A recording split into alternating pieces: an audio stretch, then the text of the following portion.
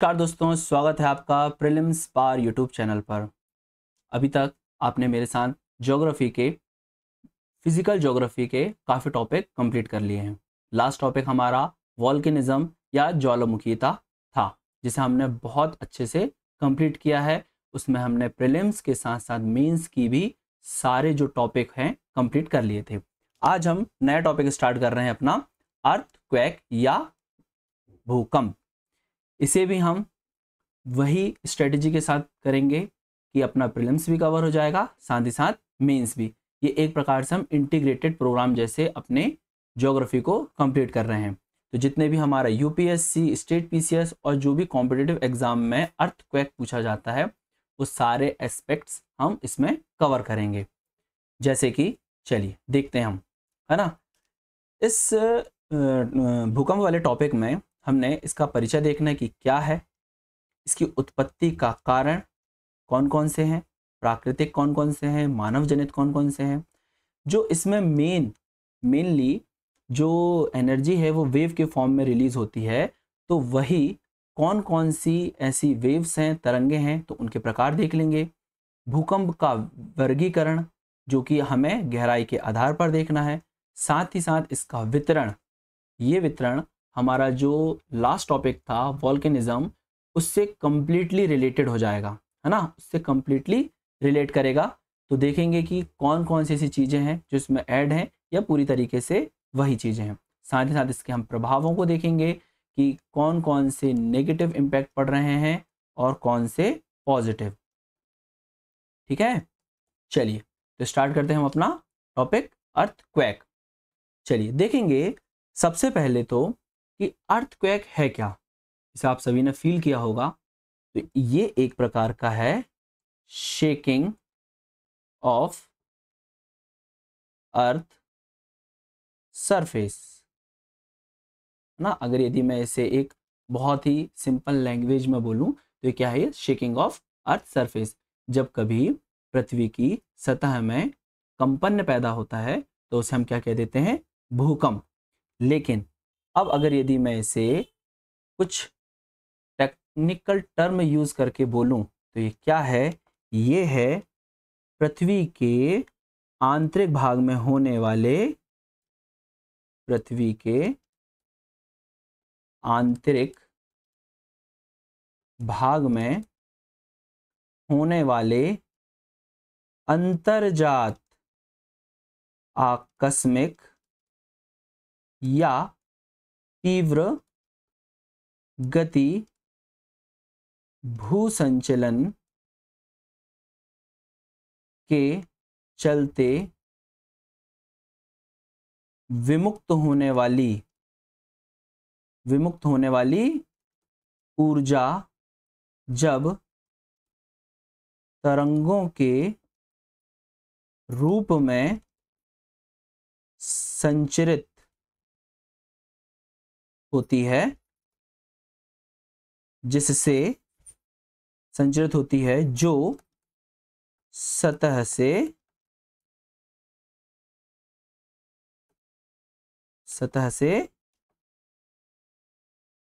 टक्कर करके कंपन उत्पन्न करती है। तो इस घटना को, ये जो घटना है, घटना को हम क्या कह देते हैं, भूकंप। तो ये एक प्रकार से आपने ज्योग्राफी की टर्मिनोलॉजी में भूकंप को समझा। एक तो साधारण भाषा में हमने समझा कि सतह में अगर यदि किसी प्रकार का कंपन हो रहा है तो वो हम भूकंप के अंतर्गत शामिल कर लेते हैं। लेकिन जब कभी हमें इसे ज्योग्राफी के पेपर में हमें लिखना है तो हम इतनी साधारण भाषा ना लिख के इस तरीके से पूरा उसको डिटेल में लिखेंगे। ठीक है, चलिए तो उम्मीद है कि आप ये समझ गए होंगे कि भूकंप क्या है। अब आपको मैं ये फॉर एग्जांपल ये सतह है ना, ये इसका मैं एक प्रकार से ये आंतरिक सतह बना देता हूँ। ठीक है, ये आपकी आंतरिक सतह है। ठीक है, फॉर एग्जांपल इस जगह पर क्या हो रहा है, ये एक प्रकार से क्या है, भूकंप का केंद्र। ये वेव के रूप में आई ना, इस तरीके से आपकी ये वेव्स हैं। ये जो वेव्स हैं, ये जो एक प्रकार से एनर्जी जो है वो वेव के फॉर्म में आती है, वेव के रूप में।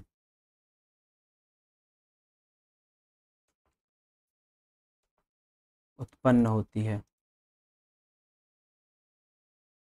ठीक है, अब यहाँ पर इसके कुछ हम जो टर्म है वो समझ लेते हैं। जहां से भूकंप उत्पन्न होता है, जहां से भूकंप उत्पन्न होता है, उसे हम क्या कह देते हैं, फोकस, या हिंदी में भूकंप मूल, या इसे ही हम क्या कह देते हैं, क्या कहते हैं इसे हम, हाइपो सेंटर। ठीक है, कंफ्यूज नहीं होना, इसे क्या कहेंगे हम, फोकस या हाइपो सेंटर। इसके बाद जब भूकंप आने के बाद में जहां सबसे पहले, या जो सबसे नजदीक भूकंप हमें अनुभव होता है, ये स्थान कहलाता है क्या, एपी सेंटर। एपी सेंटर, या जिसे हम कह देते हैं हिंदी में अधिकेंद्र। क्या कहते हैं इसे, अधिकेंद्र। ये वह स्थान होता है जहां भूकंप मूल है, उसका जो सबसे नजदीक वाला स्थान है वो अधिकेंद्र कहलाता है। ये लगभग एक प्रकार से 90 डिग्री, ये देख रहे हैं आप, यहां से सीधा इस तरीके से 90 डिग्री वाला जो पोर्शन है, जो क्षेत्र है, वही हमारा एपीसेंटर या अधिकेंद्र कहलाता है। तो आप कंफ्यूज नहीं होना कि हाइपोसेंटर क्या होता है और एपीसेंटर क्या होता है। हाइपो जहां से भूकंप उत्पन्न हो रहा है, और एपीसेंटर वो है जहां पर सबसे पहले या सबसे नजदीक वाला क्षेत्र जहां पर भूकंप पहली बार फील हुआ है। ठीक है, अब एक और इसी के साथ में रिलेटेड टर्म है, वो भी आप यहीं कहीं देख लीजिए। देखिए, ये है फॉर एग्जाम्पल, ये क्षेत्र है जहां पर भूकंप आया था, तो ये इसके ऊपर गया, ये हो गया आपका एपीसेंटर। एपीसेंटर, इसका जो ऑपोजिट पार्ट होगा, इसका जो ऑपोजिट साइड होगा, यानी कि ये वाला जो रीजन है, ये कहलाता है एंटीपोड। आए समझ में। जैसे कि अगर यदि मैं आपको बनाऊं, देखिए इसका ऊपर वाला रीजन हो गया, तो ये इस तरीके से, ये है ना, ये इस तरीके से, ये इस तरीके से, ये इस तरीके से, तो ये जो ऑपोजिट साइड में एक दूसरे के हैं, ये क्या कहला देंगे, एंटीपोड। चलिए, मैं उम्मीद करता हूँ आपको ये जो छोटे छोटे वर्ड्स हैं, इससे बहुत ज़्यादा कन्फ्यूज़न पैदा होता है ना, जिसमें से पीसीएस में खास तौर पर क्वेश्चन पूछा जाता है ये एपीसेंटर से। आपको पता होना चाहिए 90 डिग्री वाला जो क्षेत्र है वो एपीसेंटर या अधिकेंद्र कहलाता है, और जहाँ से भूकंप की उत्पत्ति होती है वो कहलाता है हाइपोसेंटर या फोकस। चलिए, इसी के साथ आप दो टर्म और सीख लीजिए, है ना, यहीं उसको अपन कवर करते हुए चलेंगे। कई बार आइसोसेस्मल लाइन और होमोसेस्मल लाइन के बारे में पूछ लिया जाता है कि ये क्या है। क्या होता है कि वर्ड्स का जो नाम है ना बहुत सेम रहता है, इसलिए ना कन्फ्यूज़न भी ज़्यादा होता है। सेम नाम है आइसोसेस्मल और होमोसेस्मल, तो दोनों में सेस्मल सेस्मल आ रहा है, तो इंसान कन्फ्यूज ज़्यादा पढ़ने के बावजूद भी वो कन्फ्यूज हो जाता है। चलिए, तो इसको हम बहुत अच्छे से आसानी से समझ लेते हैं कि ये क्या है। देखिए, फॉर एग्जाम्पल ये हमारी पृथ्वी है, स्क्रीन पे देखिएगा आप। इस पृथ्वी पर कोई पॉइंट्स में ले लेता हूँ ना, A point, B point, C point, और ये एक प्रकार से डी पॉइंट।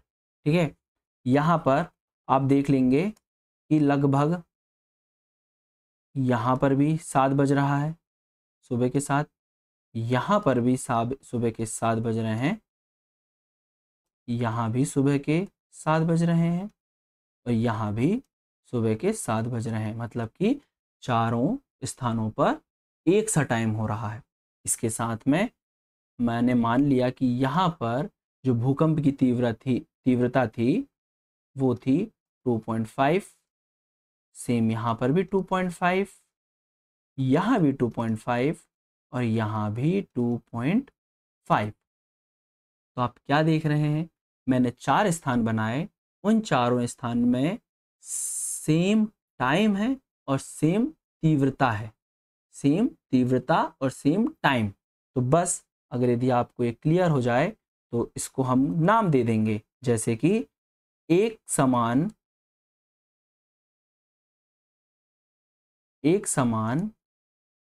तीव्रता वाले स्थानों को मिलाकर, एक समान तीव्रता वाले स्थानों को मिलाकर खींची जाने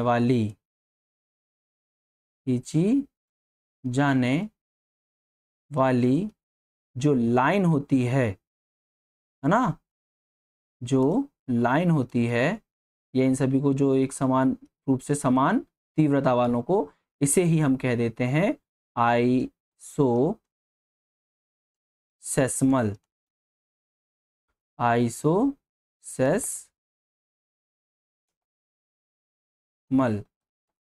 लाइन। ठीक है, एक सेकंड जरा लैग कर रहा है पेन टैबलेट।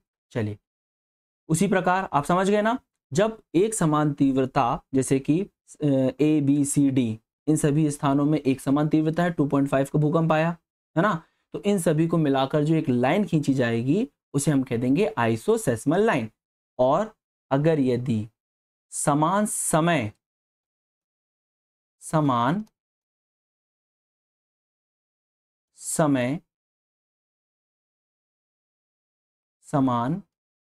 वाले क्षेत्रों को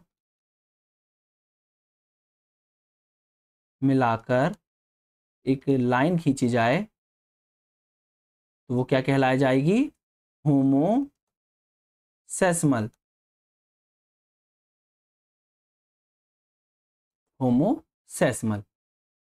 ठीक है। अगर यदि कभी हिंदी में नाम पूछ लिया जाए तो आइसोसेस्मल वो कहते हैं सम भूकंप रेखा, और हमारा जो समान समय वाला है इसे कह देते हैं सह भूकंप रेखा। आ रहा है समझ में? क्या होता कभी कभी जो हिंदी मीडियम के स्टूडेंट है हमारे, अगर इस तरीके से नाम देखेंगे, उनने आइसोसेस्मल और होमोसेस्मल पढ़ लिया, लेकिन कभी कभी ना यही जो वर्ड है सम भूकंप लाइन और सह भूकंप लाइन, इसमें कंफ्यूज हो जाता है। तो ध्यान देंगे हम, है ना, यहाँ पर हा से स्टार्ट हो रहा है ना, तो इसे हम कह देंगे सह, ऐसे याद कर लीजिए इसको, हा से स्टार्ट है तो सह है, और ये क्या हो जाएगा फिर सम। कोई भी एक ध्यान है तो दूसरा ऑटोमेटिक उससे कनेक्ट हो जाएगा। चलिए, मैं उम्मीद करता हूँ ये जो बेसिक जानकारी थी हमारी भूकंप से रिलेटेड वो हमने प्राप्त कर ली है। और अगर यदि एक चीज़ और इसमें छूट रही है वो भी मैं सोच रहा हूँ यहीं के यहीं अपन कंप्लीट कर लेते हैं। चलिए, मैं इसे रब कर दे रहा हूँ, आप इसे अगर यदि नोट कर लिए हैं, है ना, एक सेकेंड,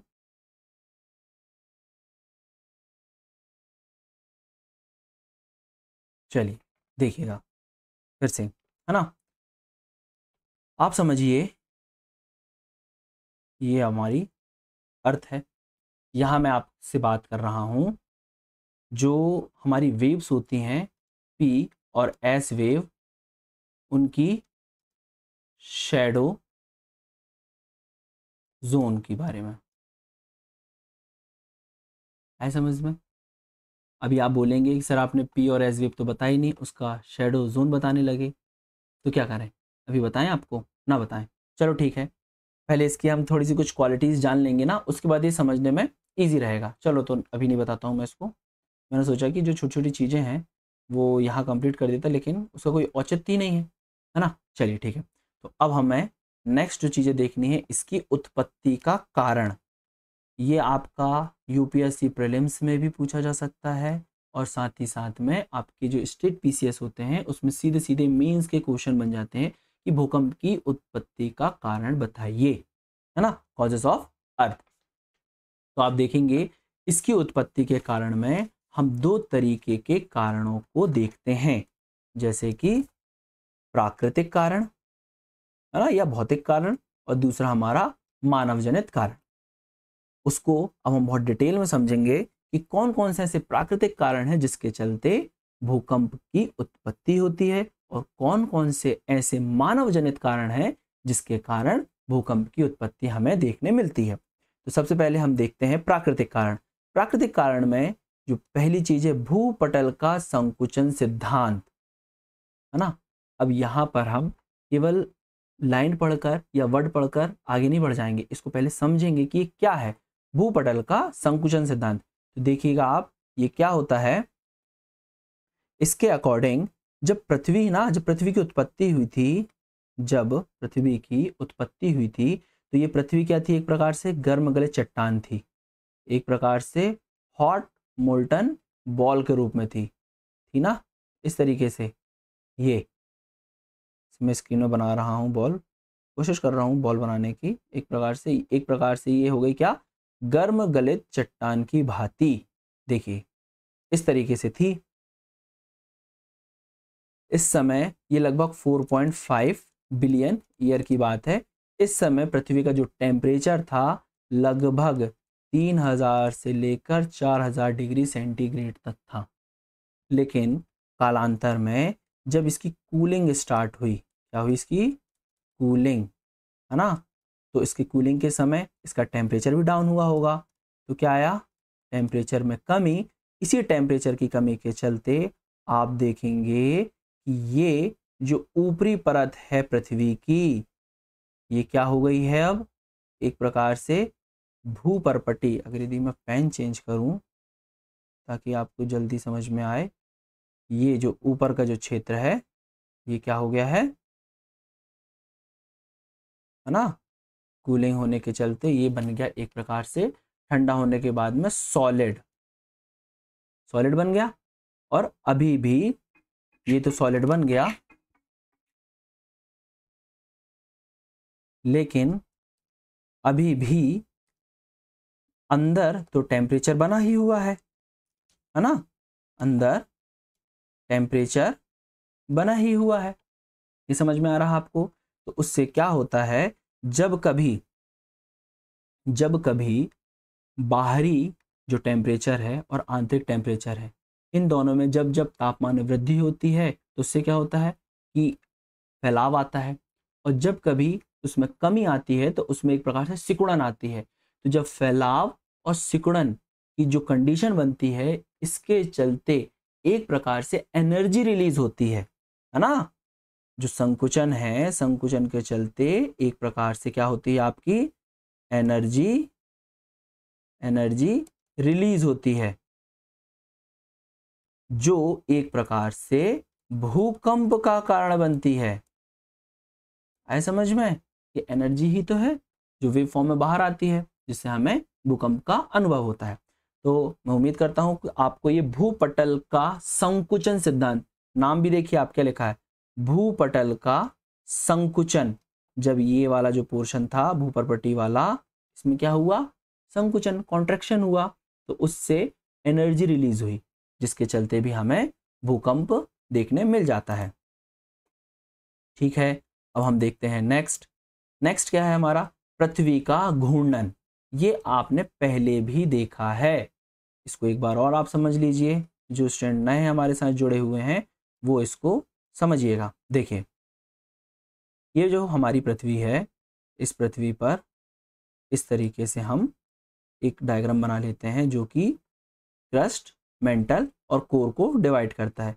तो ये एक प्रकार से, ये जो मैंने बनाया है, जो अभी तक मेरे से जुड़े हैं वो समझ गए होंगे ये क्या है। ये एक प्रकार से लो वेलोसिटी जोन है, या जिसे हम कहते हैं एस्थेनोस्फीयर।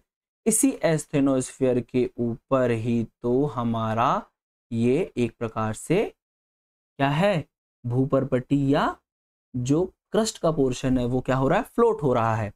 तो साथ में जब हमारी पृथ्वी भी इस तरीके से घूर्णन कर रही होती है तो जो क्रस्ट का पोर्शन है वो द्रव या ये जो गर्म गलित चट्टानों के रूप में हमें मैग्मा मिलता है, इसके ऊपर जो भूपर्पटी का पोर्शन है जिसे हम प्लेट कह देते हैं, लिथोस्फीयर, वो विपरीत दिशा में गोल घूम रहा होता है, जिसके चलते हमें क्या देखने मिल जाता है, एनर्जी का रिलीज। और यही किसके रूप में हमें देखने मिल जाएगा, भूकंप। आए समझ में कि किस तरीके से पृथ्वी का घूर्णन हमारे भूकंप उत्पत्ति का कारण बन जाता है। इसके अलावा तीसरा कारण है प्राकृतिक आभ्यंतरिक गैसों की मात्रा में वृद्धि होना। देखिए फिर से वही चीजें आ जाएंगी।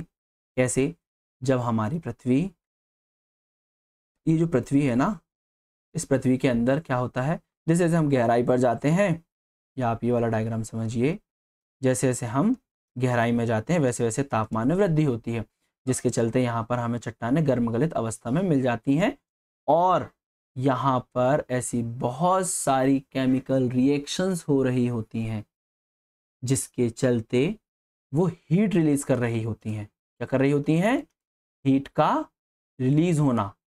यही हीट का रिलीज जब क्रस्ट के ऊपर आकर टक्कर मारती है, भूपर्पटी के क्रस्ट पर आकर या भूपर्पटी की निचली सतह पर आकर जब टक्कर मारती है तो ये क्या पैदा कर देती है, भूकंप। आया समझ में कि आभ्यंतरिक गैसों की मात्रा में जब वृद्धि होती है तो वो किस तरीके से भूकंप का कारण बनती है। इसके अलावा आपने ज्वालामुखीता को बहुत डिटेल में समझ चुके हैं कि जब जब ज्वालामुखीता की घटना होती है तो हमें वहां भूकंप की घटना भी देखने मिल जाती है। इसके साथ एक और कारण भू संतुलन से संबंधित समायोजन। चलिए इसको आप बहुत ध्यान से समझिएगा कि ये क्या है ना। देखिए क्या होता है, आपने देखा होगा कि इस पृथ्वी पर जितनी भी संरचनाएं बनी हुई हैं या स्थलाकृतियां बनी हुई हैं, कहीं पर्वत है, कहीं पठार हैं, कभी कहीं नदियां हैं, कहीं बहुत बड़े गहरे गहरे जो गड्ढे बने हुए हैं, इस तरह की संरचना बनी हुई है। तो होना तो ये चाहिए था भाई कि जहाँ पर बहुत ज़्यादा भार है, जहाँ ज़्यादा घनत्व है, वो हिस्सा डाउन हो जाना चाहिए, और जहाँ पर गड्ढेनुमा संरचना है वो आपका एक प्रकार से ऊपर की ओर उठ जाना चाहिए। लेकिन ऐसा नहीं होता। ऐसा क्यों नहीं होता, ये इसलिए नहीं होता है कि जो पृथ्वी है इसमें एक प्रकार का बैलेंस बना हुआ है, समायोजन बना हुआ है। यही कारण है कि ये सारी चीजें हमें स्थिर अवस्था में दिखाई देते हैं।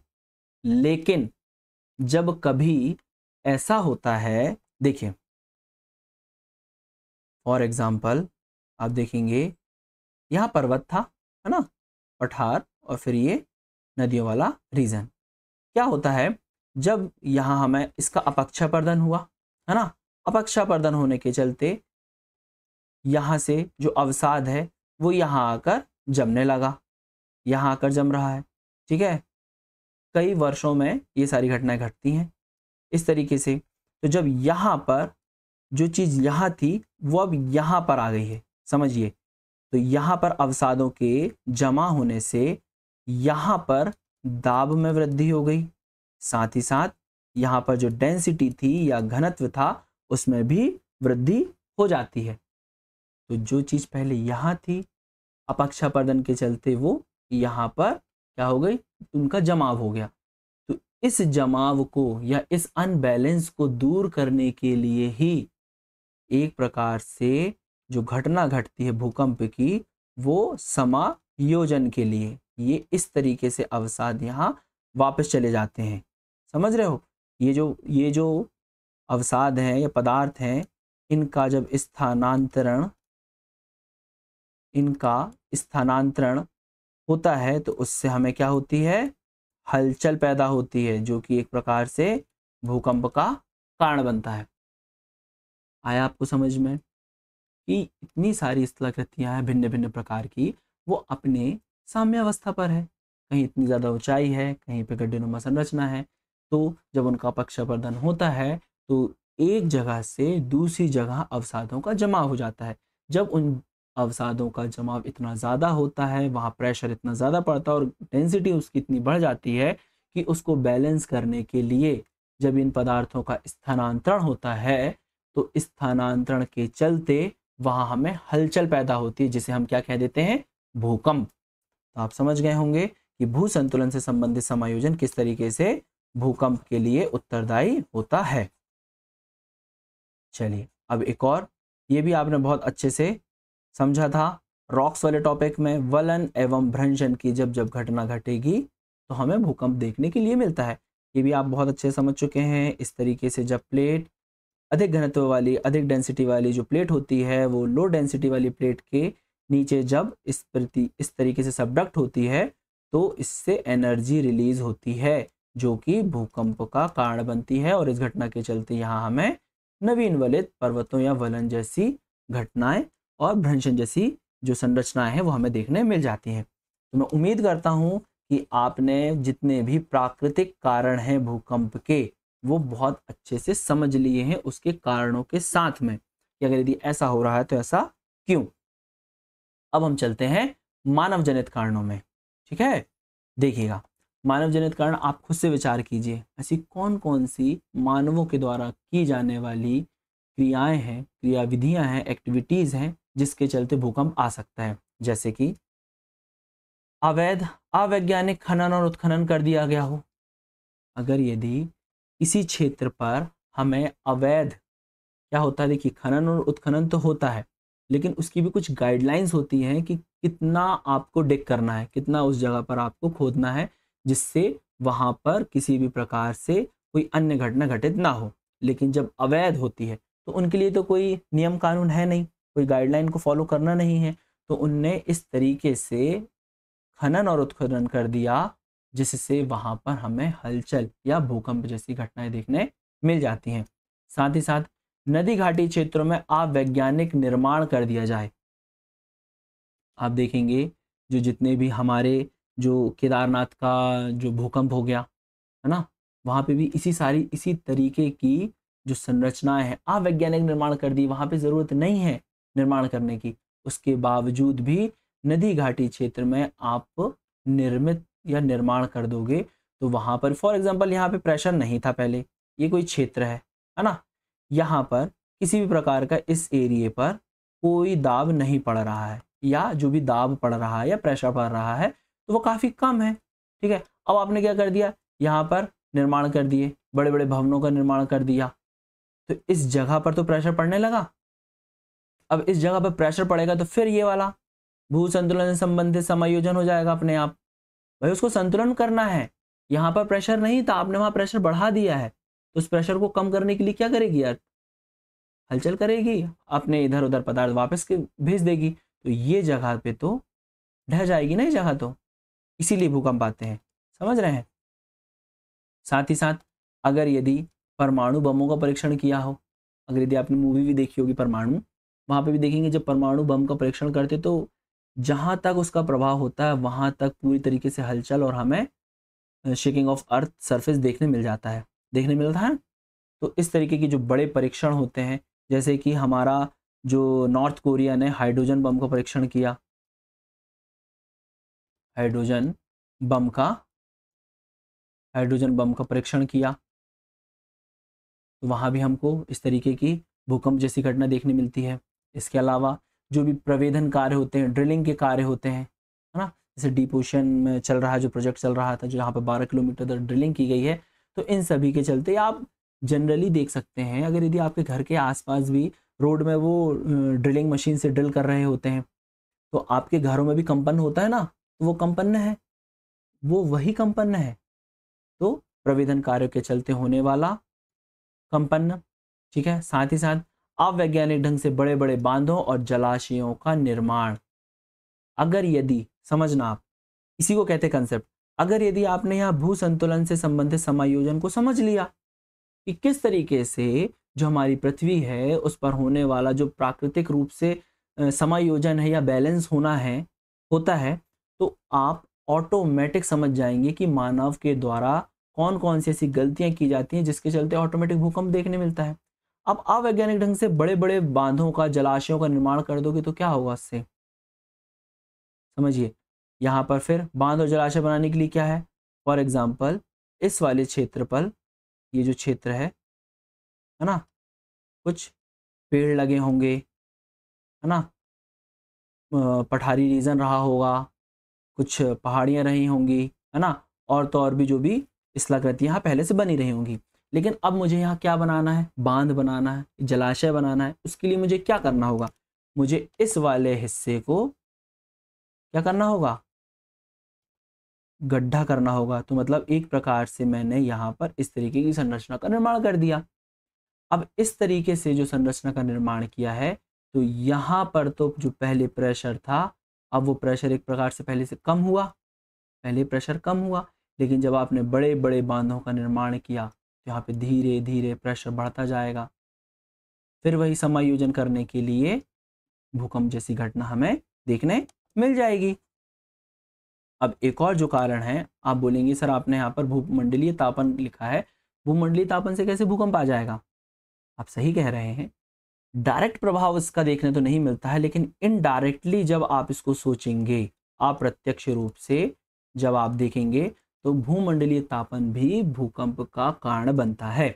जैसे भूमंडलीय तापन में जब वृद्धि होगी तो ये जो हमारे ग्लेशियर है ना, इन ग्लेशियरों से क्या होगा, ग्लेशियर पिघलेगा और ये जो जल है इस तरीके से आकर एक कृत्रिम जो डैम है उनका निर्माण कर देगा।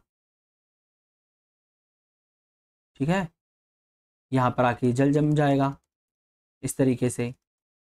इसने भी क्या किया, एक प्रकार से तापमान बढ़ने से ग्लेशियर पिघले, जिससे आपके ये जो जल था उसका निर्माण हो गया, कृत्रिम जलाशय बन गए। तो जब ये टूटते हैं,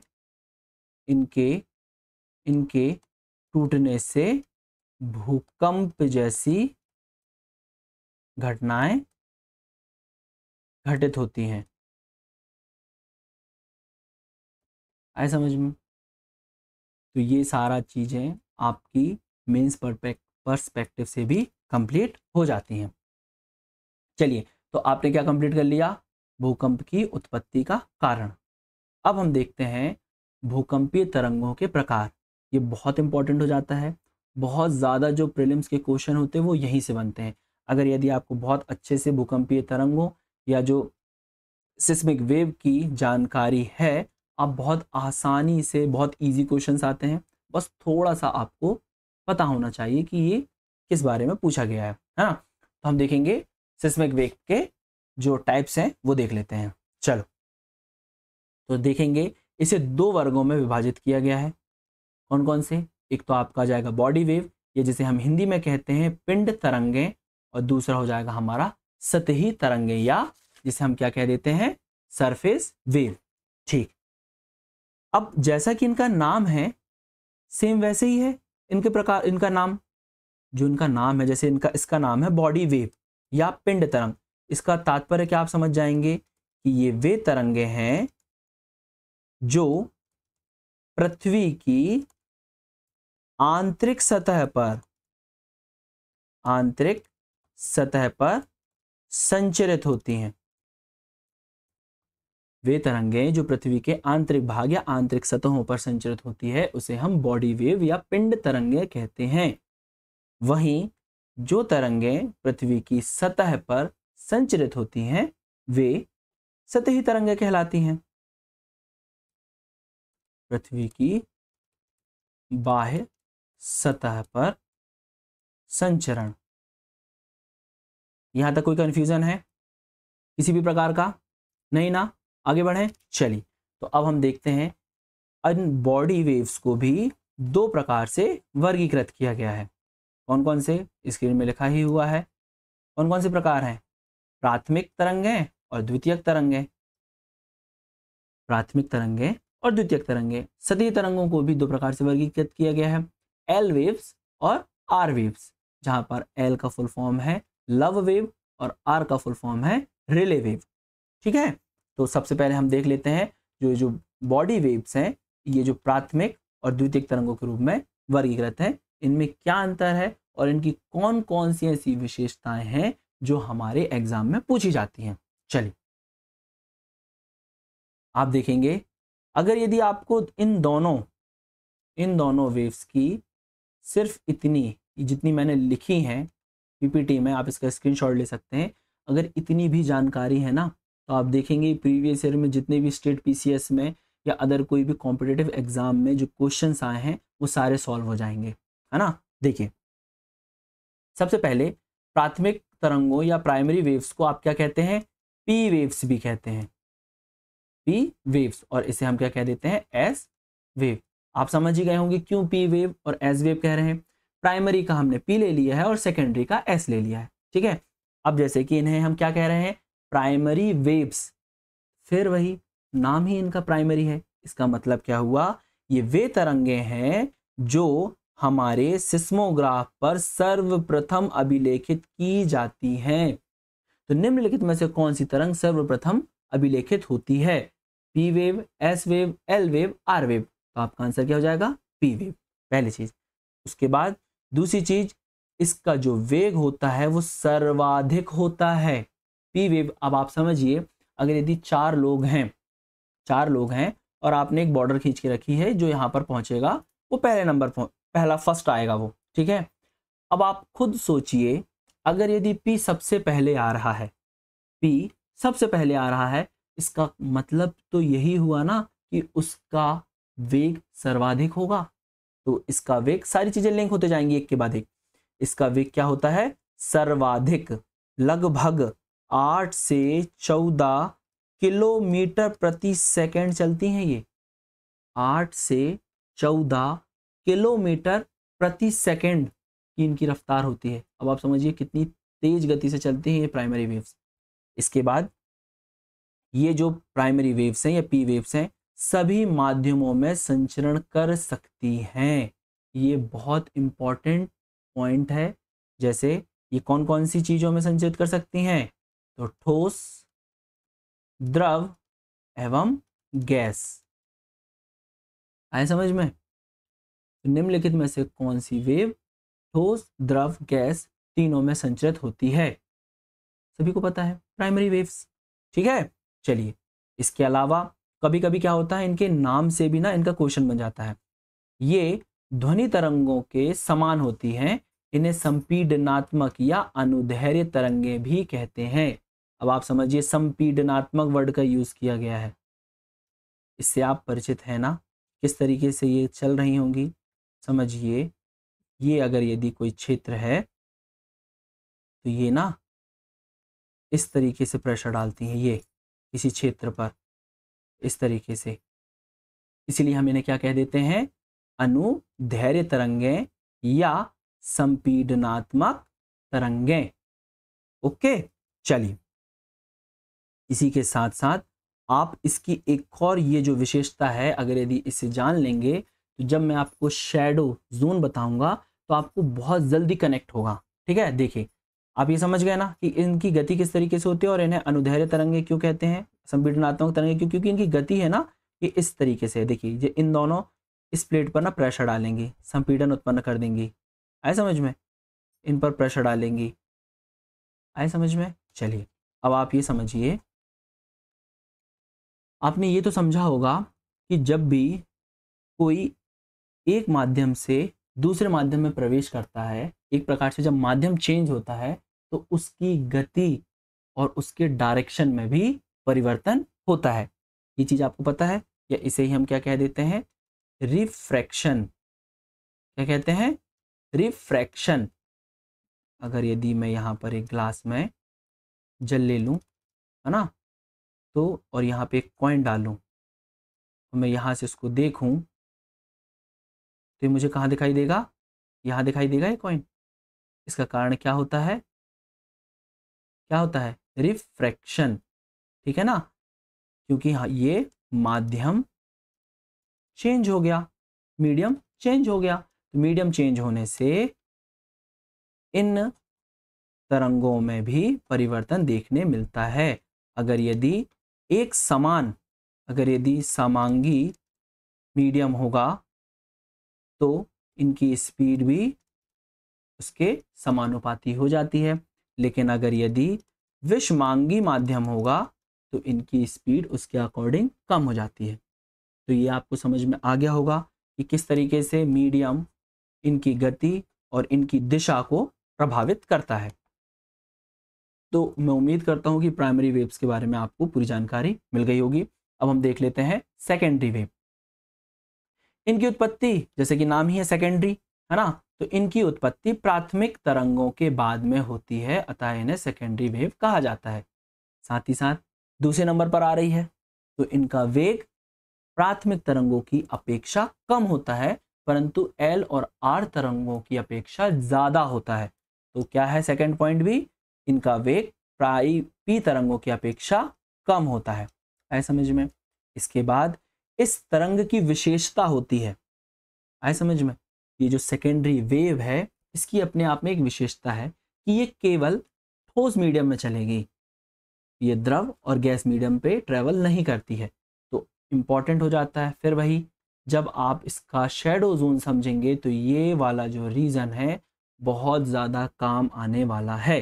तो बहुत ध्यान से आप इसको समझिएगा। जो सेकेंडरी वेव है वो सिर्फ और सिर्फ सॉलिड मीडियम में ही ट्रेवल करती है।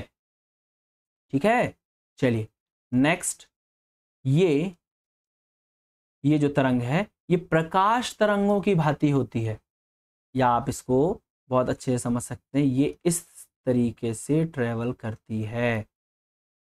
ये जो एस वेव है वो इस तरीके से ट्रेवल करती है, मतलब कि एक प्रकार से ये कंपन करती हुई इस तरीके से जाती है। आए समझ में। इन्हें क्या कह देते हैं, अनुप्रस्थ तरंग।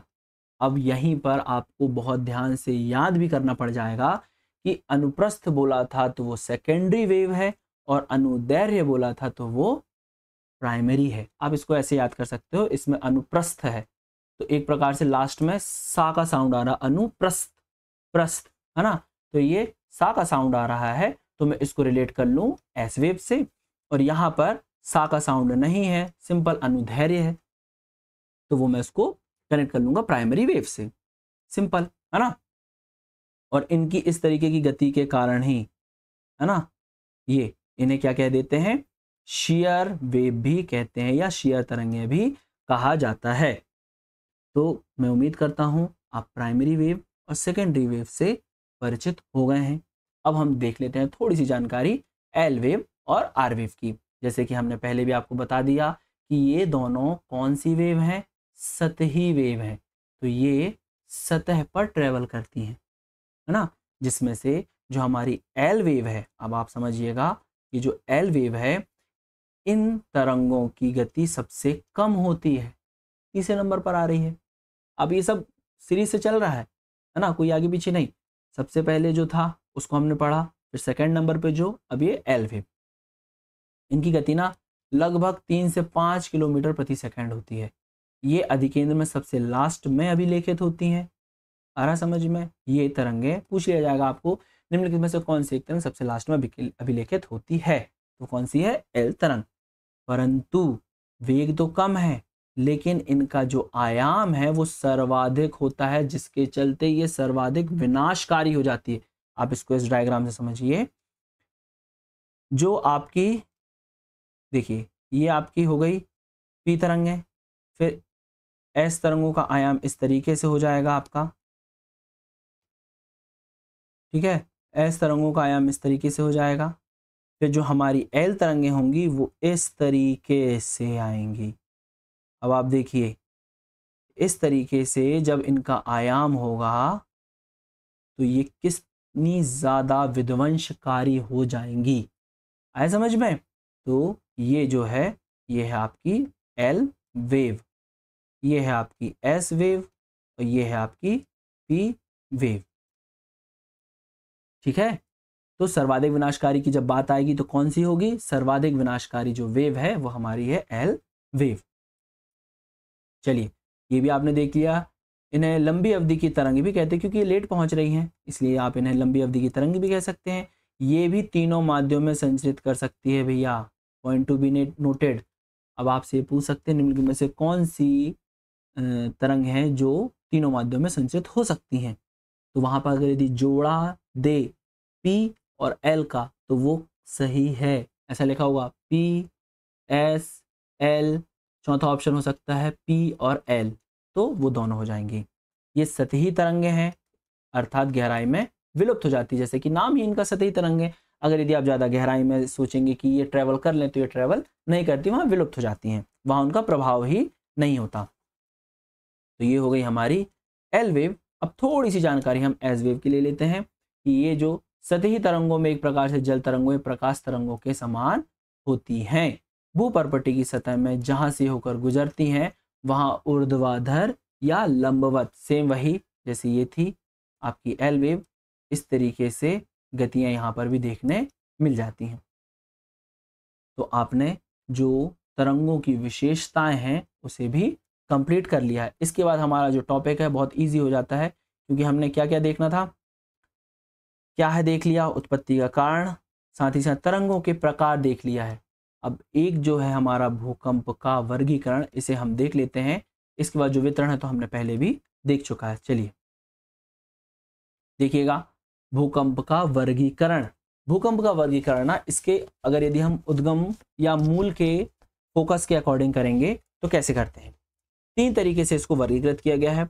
छिछले उद्गम केंद्र, मतलब कि ऊपरी स्तर पर है, फिर उसके बाद में मध्यम उद्गम केंद्र जो थोड़ी गहराई से उत्पन्न हो रहे हैं, और तीसरे हैं गहरे उद्गम केंद्र जो कि काफी गहराई से, जिनका जो फोकस है या मूल है वो काफी गहराई के अंदर है। जैसे कि अगर यदि मैं आपको कुछ आंकड़ों की अगर यदि बात कर लूं तो आप उसमें देखेंगे कि ये लगभग पृथ्वी से लगभग 50 किलोमीटर की जो गहराई है वहां से आ जाते हैं, तो उसे हम छिछले भूकंप का केंद्र कह देते हैं।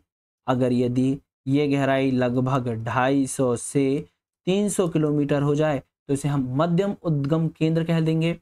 और अगर यदि इनकी गहराई 700 किलोमीटर से भी ज़्यादा हो जाए तो इसे हम क्या कह देंगे, गहरे उद्गम केंद्र।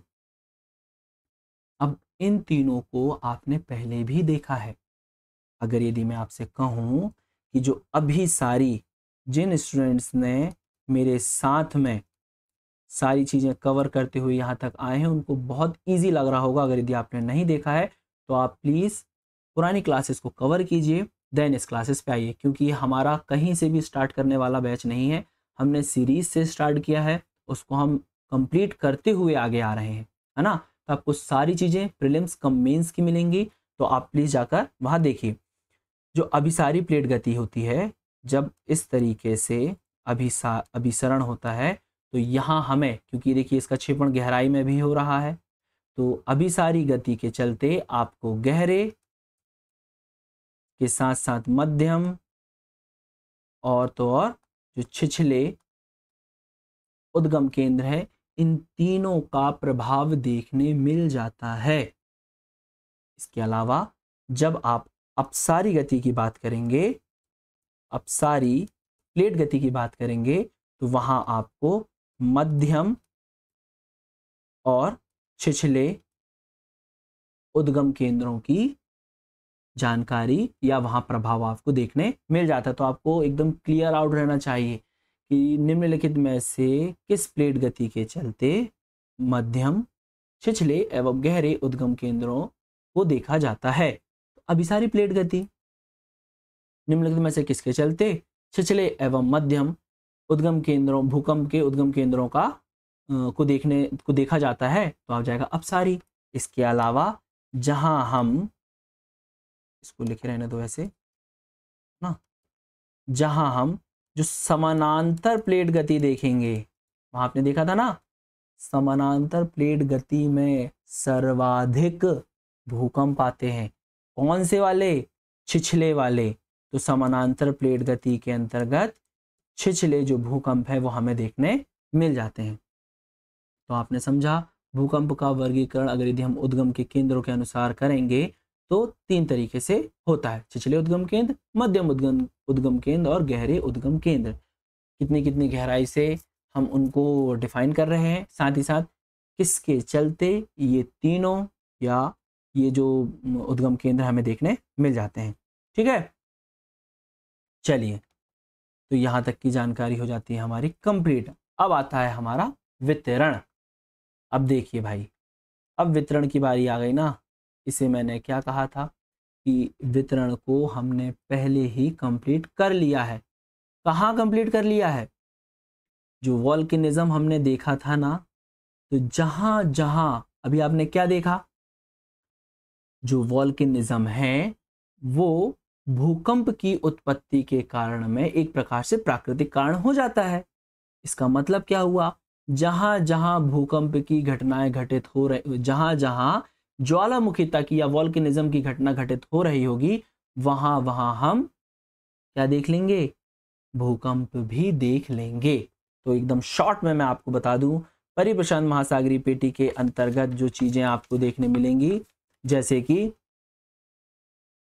ये वाला रीजन हो गया एक, ये आप दूसरा रीजन ले लीजिए, फिर ये आपका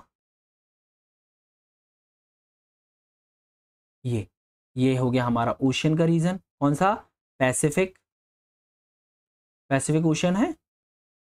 इसी के चारों ओर हमें जो एक रिंग ऑफ फायर देखने मिला था, वही जो रिंग ऑफ फायर है एक प्रकार से भूकंप के लिए भी उत्तरदायी हो जाता है, जो कि यहाँ से हमारा स्टार्ट हुआ था रॉस सागर से होते हुए एंडीज पर्वत श्रृंखला के बाद में रॉकीज पर्वत श्रृंखला, उसके बाद ये अलास्का से पश्चिम की ओर मुड़ जाने के बाद यूरेशिया से टकराने के बाद यूरेशिया के दक्षिण में आकर ऑस्ट्रेलियन प्लेट और मध्य कौन सी वाली पेटी थी वो? मध्य महाद्वीपीय पेटी से आकर ये कनेक्ट हो जाता है।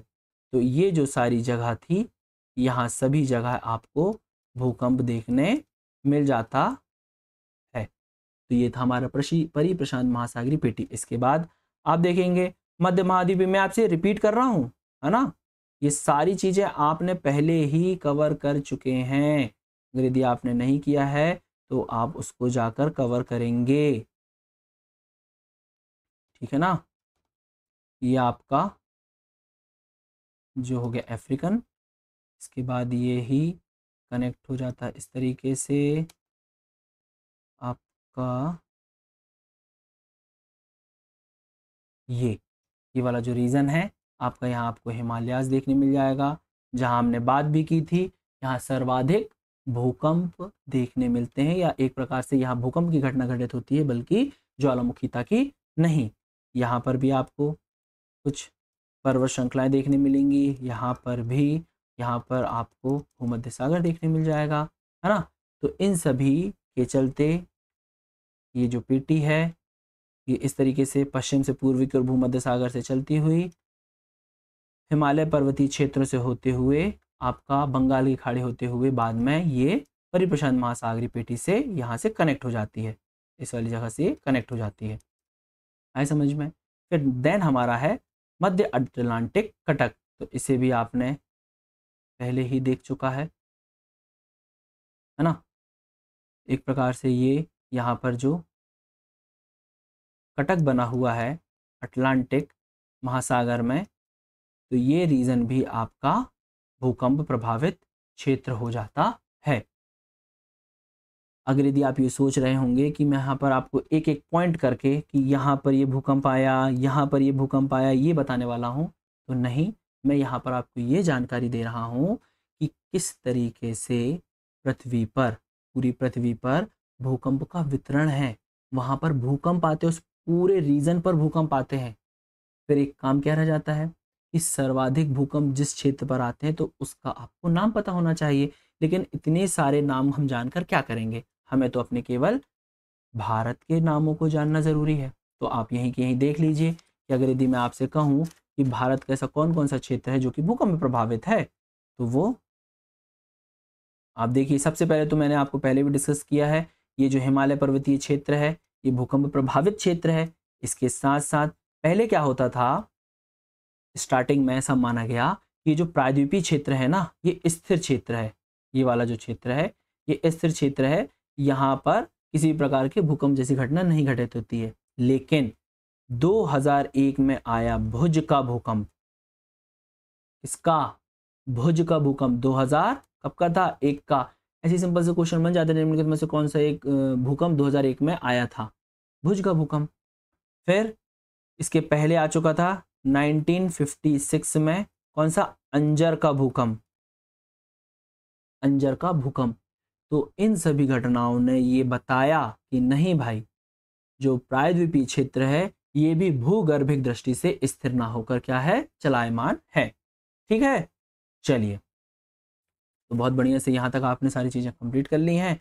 अब जो लास्ट हमारा बच जाता है वो है इफेक्ट। इसे भी हम कंप्लीट करके अपना जो वॉल अर्थक्वेक वाला टॉपिक है उसे कंप्लीट कर देते हैं, प्रीलिम्स के साथ साथ मेंस का भी। अब आप देखिए प्रभाव में, अगर यदि मैं आपसे बात करूं कि भूकंप का प्रभाव नकारात्मक और सकारात्मक, तो आप खुद सोचिए सबसे ज्यादा किस चीज का प्रभाव पड़ेगा? अगर यदि इस तरीके की कोई आपदा जैसी घटनाएं घट रही हैं तो सर्वाधिक रूप से हमें कौन सी चीज ज्यादा देखने मिलेंगी? देखने तो दोनों मिलेंगी, लेकिन ज्यादा चीजें कौन सी देखने मिलेंगी? तो हमें ज्यादातर नकारात्मक प्रभाव पहले से हमें देखने मिल जाते हैं।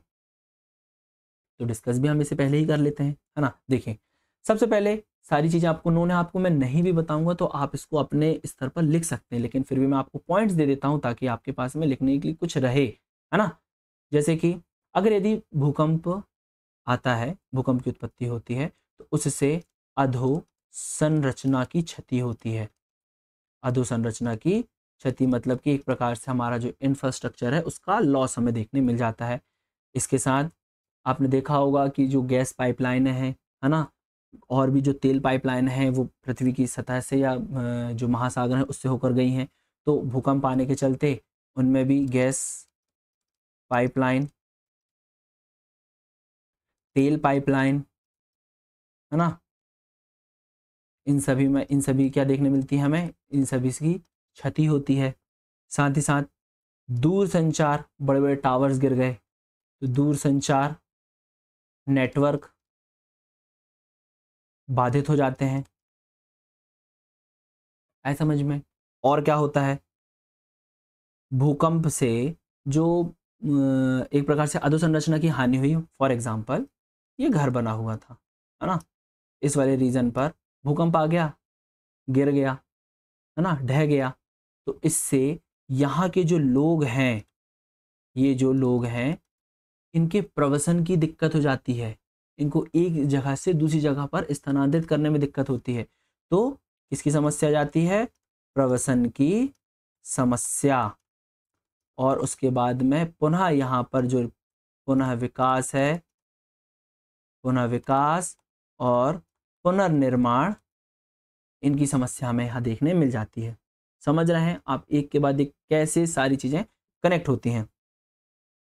साथ ही साथ भूकंप से बड़े बड़े बांधों, जलाशयों, इनका क्या हो जाता है? ये टूट जाते हैं, तो इनके टूटने से बाढ़ जैसी समस्याएं पैदा हो जाती हैं। अब आप समझिए, जैसे कि अभी आप हाल ही में देख रहे होंगे पंजाब का जो रीजन है बाढ़ से किस तरीके से ग्रसित है। अब और अगर यदि वहाँ पर अर्थक्वेक जैसी भी अगर यदि समस्या आ जाए तो वो पूरी सिचुएशन कितनी विभत्स हो जाएगी आप उसका अंदाजा भी नहीं लगा सकते।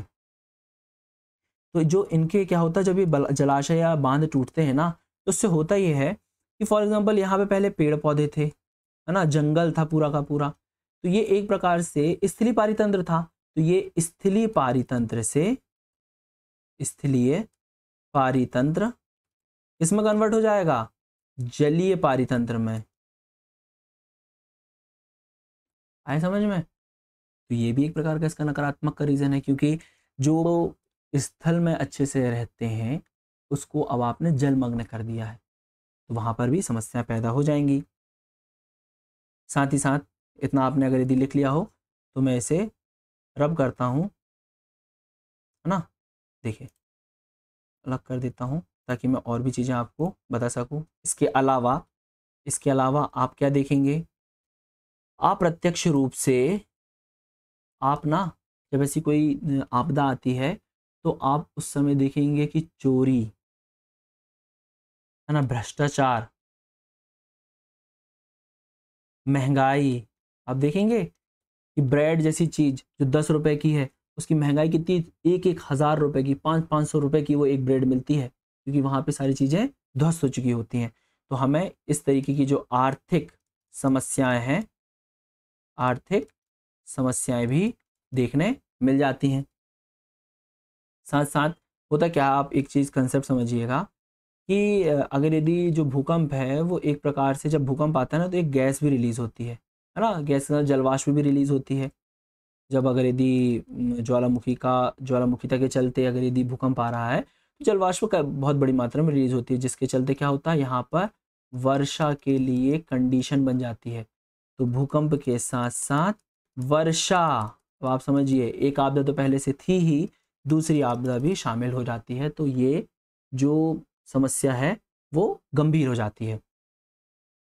इसके अलावा आप इसी सब कनेक्ट करके, जितने भी मैंने आपको पॉइंट बताए हैं ना, इसी से कनेक्ट कर करके काफ़ी सारे पॉइंट्स बना सकते हैं।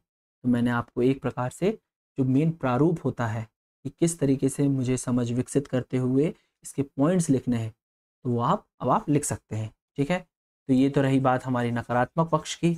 अब हम देख लेते हैं थोड़ी से इसके कुछ सकारात्मक पक्ष।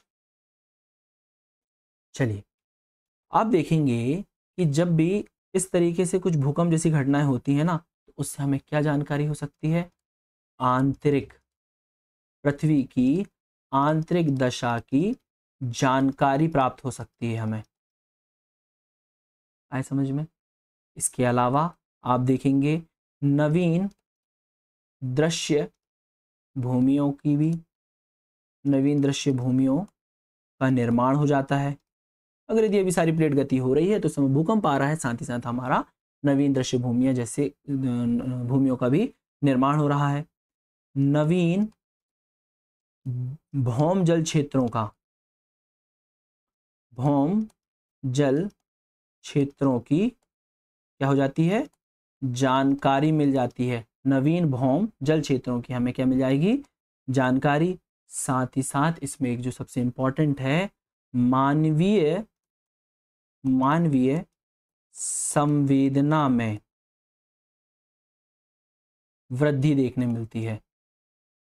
जैसे कि अभी पंजाब में जब बाढ़ आई है तो बहुत बड़े बड़े जो स्टार हैं वो आए हैं सपोर्ट करने के लिए। तो ये क्या है, एक प्रकार का सकारात्मक पक्ष ही है ना।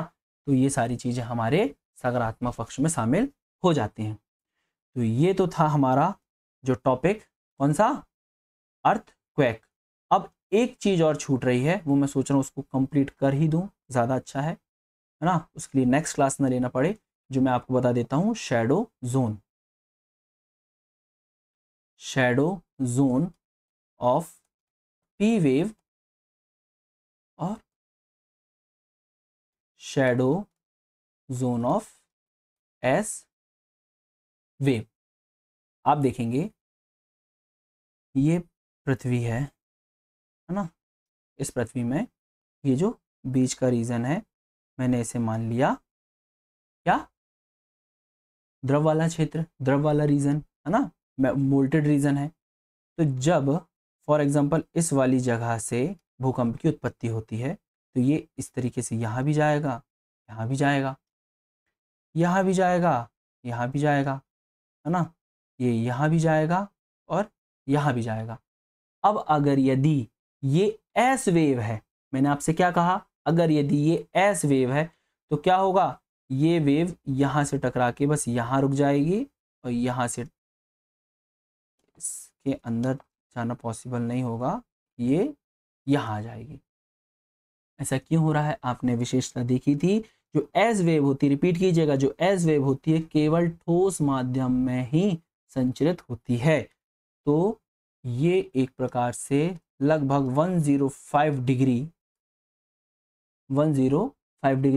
तक ही एक प्रकार से अभिलेखित की जाती है। अगर यदि यहाँ चारों साइड सेस्मोग्राफ लगा दिए जाएंगे तो इस तरीके की हमें संरचना देखने मिलेगी।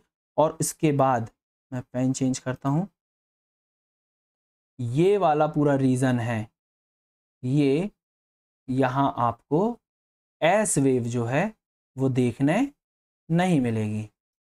तो ये क्या हो जाएगा, एस वेव शैडो जोन। आया समझ में आपको, एस वेव शैडो जोन। चलिए, आपने एस वेव का शैडो जोन देख लिया। अब आप देखिएगा पी वेव का शैडो जोन। देखिए ना, कई लोगों के बहुत सारे भ्रम दूर होंगे। ये है, फिर इसके बाद में ये बीच में द्रव वाला रीजन, सेम वही, यहाँ से भूकंप प्रकट हुआ और इस तरीके से सिस्मोग्राफ में रीडिंग हमें मिलते जा रही है। ठीक है, ये कौन सी वेव है? ये पी वेव है। अब आप देखिएगा, ये इस तरीके से, है ना, इस तरीके से, तो ये अगेन फिर इस तरीके से संचरित हो रही है। तो ये रीज़न था लगभग वही सेम 105 का, और फिर ये 145 डिग्री, 105 और ये 145 डिग्री, और ये जो बीच का रीजन है ये वाला, ये पी वेव के लिए शैडो जोन बन जाता है। अब कंफ्यूजन होगा लोगों को, स्टूडेंट्स अब आप ये बताइए, ये तो पी वेव थी, ठोस और द्रव सभी में संचरित हो रही है, उसके बाद भी इसका शैडो जोन क्यों आ रहा है? बताइए आप। शैडो जोन आ रहा है ना, और आपने पढ़ भी ली, और अगर यदि आपने बहुत ध्यान से इनके कैरेक्टरिस्टिक्स पढ़े होंगे तो आपको बहुत जल्दी कनेक्ट हो जाएगा कि इनके बीच में शैडो जोन क्यों बन रहा है। इनके बीच में शैडो जोन इसीलिए बन रहा है क्योंकि जब एक मीडियम से दूसरे मीडियम में वेव जा रही है तो वो अपनी दिशा के साथ साथ स्पीड भी डाउन हुई और दिशा भी डाउन हुई उसकी, तो इसकी दिशा ऐसे आते आते ये इस तरीके से मुड़ गई, और फिर जब उसने अपना मीडियम चेंज किया तो फिर वो आपको स्पीड यहाँ देखने मिल जाती है। आए समझ में? यही कारण है कि आपको ये इस तरीके से चीज़ें देखने मिल रही हैं। तो इसका जो शैडो जोन है 105 डिग्री से 145 डिग्री के बीच में आपको shadow zone of P wave देखने मिल जाता है। क्लियर है ना आपको? यहाँ तक किसी प्रकार कोई कंफ्यूजन तो नहीं है? मैंने आपसे कहा था ना, अगर यदि आपको विशेषताएं पता होंगी इनकी तो आप बहुत आसानी से इसके शैडो जोन को कंप्लीट कर सकते हैं। चलिए अब मैं आपको कुछ जो छोटे छोटे फैक्ट्स जो होते हैं वो भी आप यहीं कहीं करके कंप्लीट कीजिए पूरे टॉपिक को। छोटा सा ही टॉपिक है। जैसे कि जब भूकंप आता है तो क्या होता है?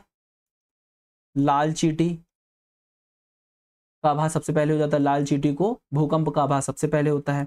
साथ ही साथ जब भूकंप आता है तो कौन सी गैस रिलीज होती है? कई सारे कॉम्पिटिटिव एग्जाम में पूछा जा चुका है, रेडॉन गैस। रेडॉन गैस में वृद्धि हो जाती है ना? जब भी भूकंप आने की घटना होती है तो रेडॉन गैस में वृद्धि हो जाती है। शैडो जोन आपने देख ही लिया।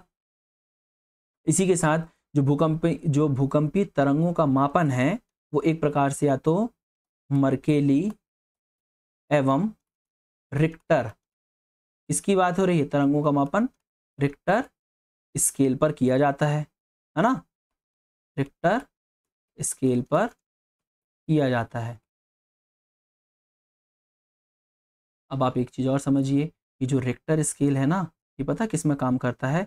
लघुगणकीय आधार पर कार्य करता है, मतलब एक प्रकार से लॉग पर। लॉग का मतलब क्या हुआ? ये कहाँ से कहाँ तक है डिफाइन किया गया है? 0 से 10, ऐसा समझ में, 0 से 10, और हर एक अंक अपने पिछले अंक से 10 गुना तीव्र होता है। मतलब कि अगर यदि मैं आपसे कहूं कि log 2 का भूकंप था, समझ रहे हो? log 2 का भूकंप था और फिर log 3 मैंने बोला, तो एक प्रकार से जो इम्पैक्ट log 2 का था ना, उसका 10 गुना ज़्यादा प्रभाव log 3 का होगा। है समझ में? तो ये सारी चीज़ें हमारी हो गई भूकंप से रिलेटेड, पूरी कंप्लीट। किसी प्रकार की कुछ चीज़ें मैंने यहाँ पे छोड़ी नहीं है। आप इसको बहुत अच्छे से आसानी से कंप्लीट कर सकते हैं। अगर यदि वीडियो आपको अच्छी लग रही है तो इस वीडियो को आप लाइक कीजिए, चैनल को सब्सक्राइब कीजिए और अपने फ्रेंड्स के साथ में शेयर कीजिए। Thank you.